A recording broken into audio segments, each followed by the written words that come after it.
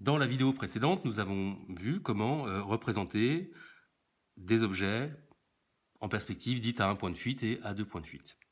Dans cette vidéo, nous allons voir comment représenter un espace à partir d'un plan.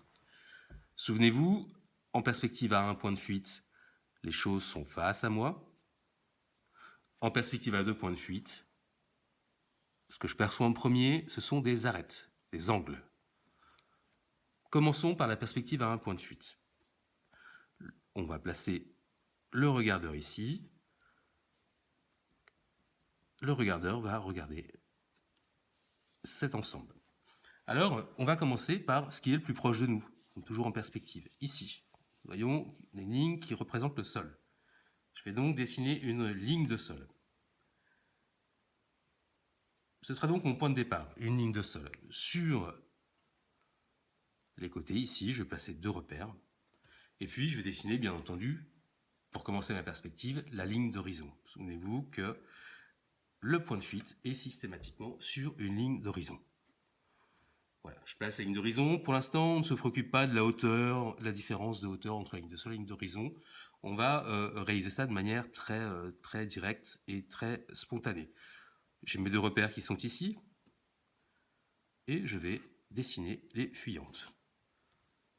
Une fuyante à gauche, une fuyante à droite.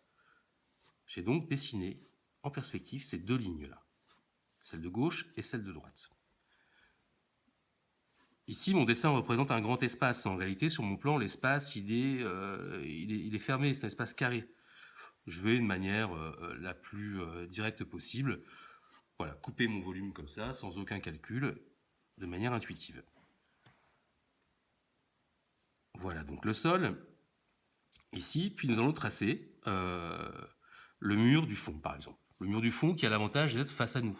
Il est vraiment face à nous. Dessiner ce mur, ce grand mur. Le mur ici est coupé, nous avons une ouverture, donc à peu près, hein. Je place ici une ouverture. J'ai donc bien le sol qui est ici, et puis là je vais avoir par exemple le plafond. Ici nous avons, sur la gauche, nous avons un autre mur. C'est tout simplement monter l'arête. Voyons qu'il dépasse un tout petit peu ici, je vais juste prolonger légèrement mon trait, et voilà mon mur sur le côté. L'apparence que pourrait prendre le mur qui est sur le côté. Nous avons maintenant un mur qui est ici. Voilà. Nous allons imaginer que ce mur, vous voyez, prolonge. On va l'imaginer légèrement prolongé. Par exemple ici, on va le dessiner comme s'il touchait le mur. On a toujours besoin de se raccrocher sur des éléments du dessin que nous avons dessiné au préalable. C'est une petite astuce qui permet d'avancer en construisant. Je m'appuie sur un mur qui est déjà présent dans mon dessin. Donc, par exemple ici, à peu près à... On a un tiers, deux tiers. Allez, un tiers, deux tiers. Voilà l'emplacement de mon mur. Les deux événements, le haut et le bas de mon arête, mon point de fuite. Et je vais dessiner ce mur. Je le ferme ici. Et puis, je vais dessiner l'ouverture à peu près comme ça, toujours de manière intuitive. Puis nous voyons bien que ce mur s'arrête bien avant celui-ci.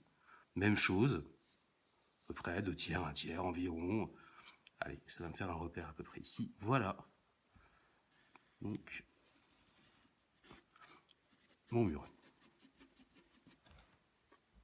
Concernant les hauteurs, nous avons ici une casquette qui est ici et nous avons des baies. Les baies sont légèrement rentrées par rapport au mur.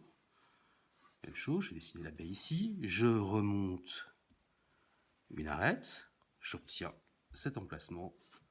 Souvenez-vous, horizontale, verticale et fuyante. Et là, je vais avoir les baies séparées quasiment en deux.